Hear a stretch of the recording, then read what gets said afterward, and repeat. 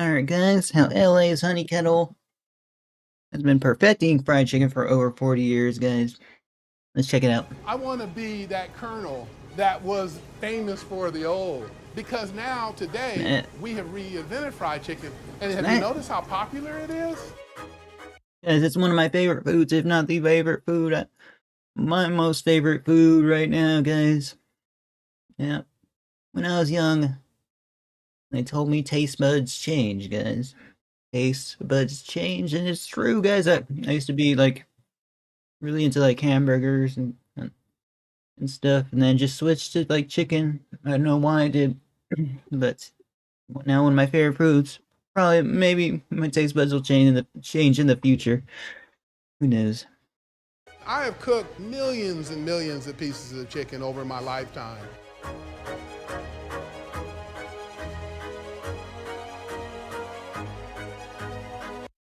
Millions, holy smokes. It's a lot of stuff.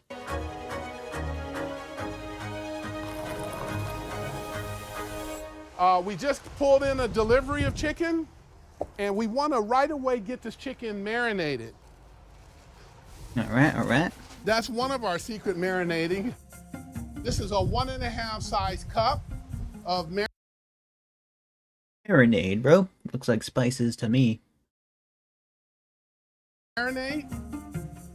I learned practically everything you need to know about a chicken from the farm to the table. We have a farm that is absolute highest standards for producing washing chicken in the sink? in the country. My middleman and I have been doing business for over 25 years. I just hope they have boneless at their store, bro. It's difficult. It's hard for me to eat the bone-in chicken. He knows what I need as a chef. So it starts with this raw product that comes here fresh every day, 6 days a week. That's cool. So that's the process for seasoning the chicken. Now we're gonna take it to the cooler. The new goes to the top. The stuff from the day before goes to the bottom, and then we kind of cycle it in. In the middle is what's used in the day. Make sure that it's marinated for at least 24 hours or so. 24? You can only imagine. Is that what they do at Popeyes as well? Okay, so that's the secret recipe. Marinate 24 hours. I swear Popeyes does the exact same thing. Imagine how many biscuits and how much chicken we go through if we get these once a week. So in the brown mix is for chicken, the white is for the biscuits. So we load them here, we count it, make sure we have enough, and then we bring it in and we load it for the restaurant. So right now I'm gonna get the batter and I'm gonna walk you guys through how we get that process going. Yes, we used to do this back in the restaurant in Compton, and that was actually one of my first jobs in high school. I would have to drive all the way out. I never had a job in high school, guys. Never knew somebody that had a job in high school. Not sure. Actually, no, I knew there was one guy in my metal shop class. To the restaurant that my dad had in Compton and make this by hand. Trenton is my middle son, and he works real closely with me on everything Honey's Kettle. He's an amazing chef, truly amazing. So here's the mix, and it has all the ingredients, flours, of course, different spices and seasonings, and different types of salts. Throughout this whole video, we have not seen a single, like, biscuit. Or do they serve fries? We have not seen, bro. So we start with filtered water, fresh filtered water. That gives us the best flavor, the best crisp. My dad has been doing these recipes and creating these recipes for years. So every so often, he changes up the amount of water we use because he wants it to be a perfect consistency. We're probably going to something like 100 pounds a day of batter mix. That would be 2 of those bags you just saw. Pour that in. Yeah, that's cool, bro. That's cool. A generational kind of business. So we're ready. I just wonder how they're selling so much in this small kitchen. Right, guys? They said 50,000 pounds or something. Oh my goodness. How's that possible? Do like regular fast food restaurants sell the same amount? Oh my goodness. It's like the perfect consistency after the 3 minutes and the amount of mix we did. It's like I like to call it like a melted ice cream milkshake type of consistency. So what we do is we come to the raw chicken here. This is the marinated chicken, and we put it to one side like that. And the purpose for that is... Hey, it seems like a lot of work, bro. Not gonna lie. Like a legit, like a full-time job here.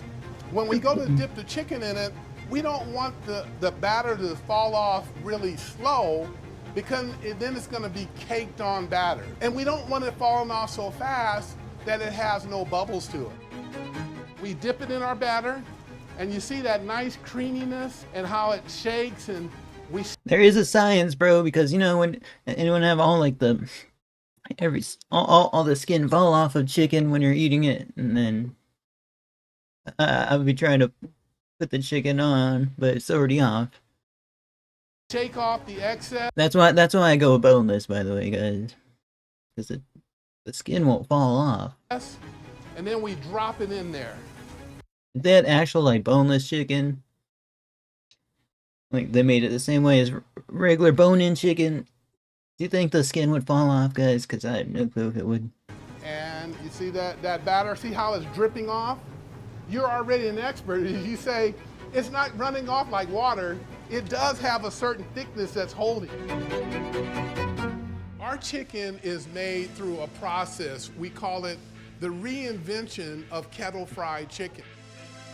A kettle is a deep vat of oil. We're talking like...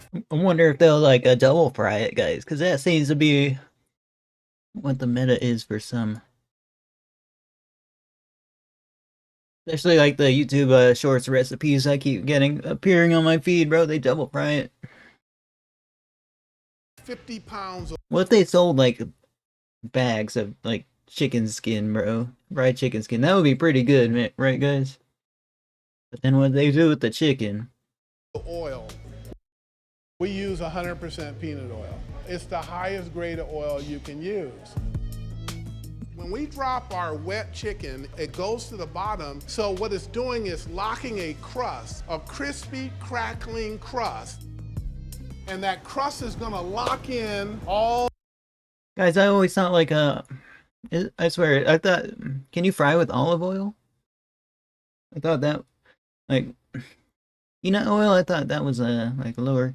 The natural flavor of the chicken, the marinade, and it's going to cause the chicken to basically pulverize inside of it because of the heat. Where does the heat come from? The heat comes from the bottom. So this is a modern kettle, right? So that heat is gonna be more...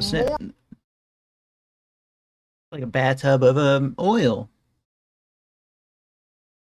They've got an open flame down there, guys. What the? More intense at the bottom than at the top. This is an invention of mine. It looks like, you know, a sword, but we call it a kettle fork. We can't put our hands in there, but we can reach down here in the bottom of the kettle. No, never put your hands in there, bro. I had a drop of hot oil like land on my skin, man. Painful.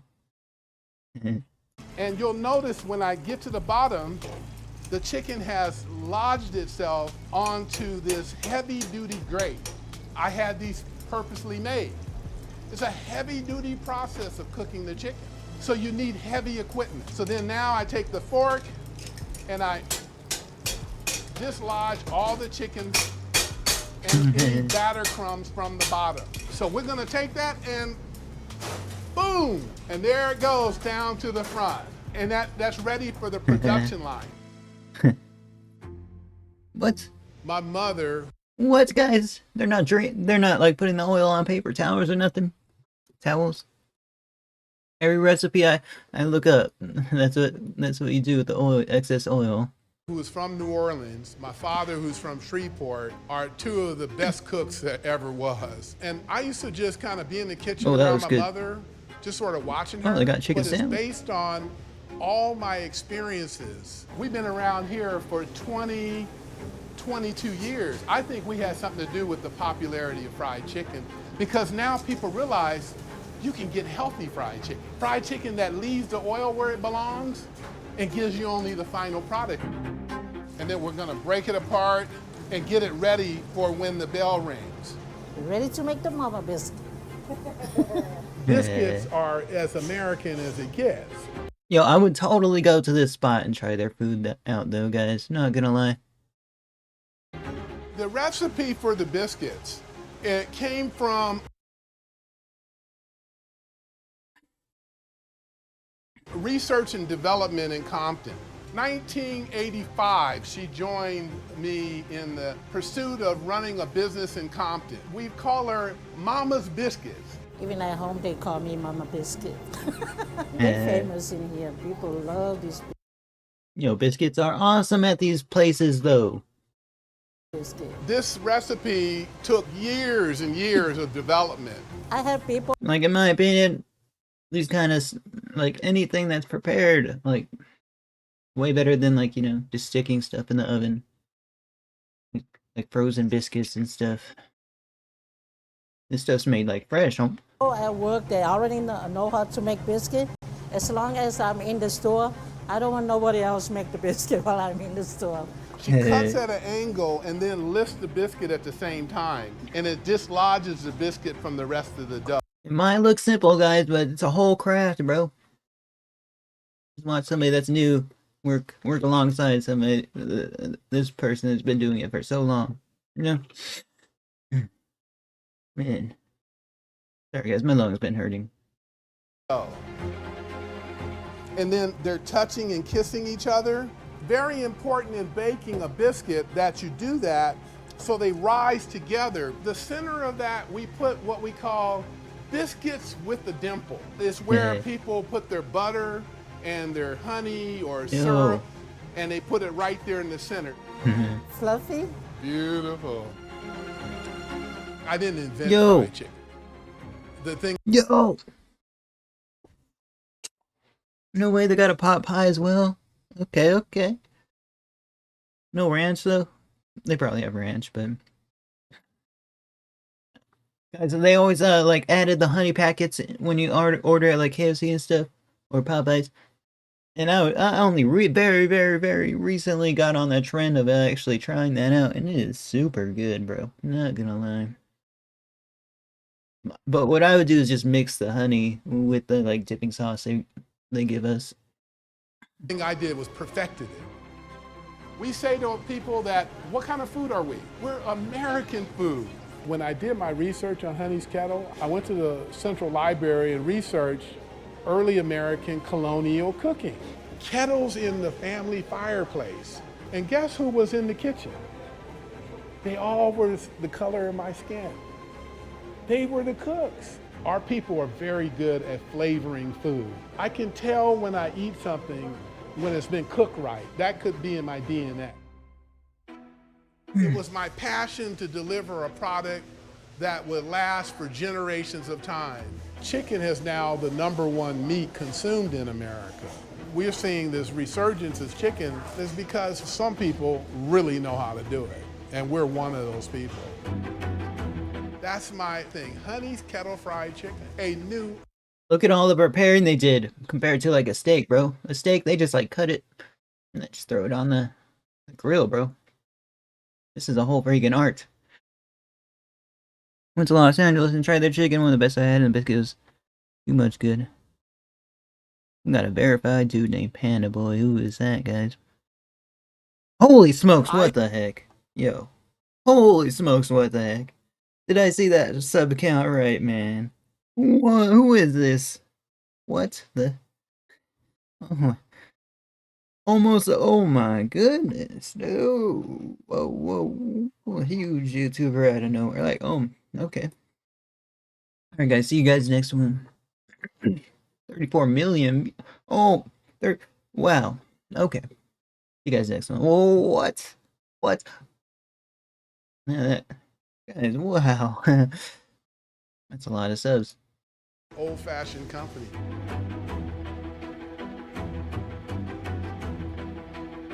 I need to make more comments on YouTube videos, man. See you guys next one.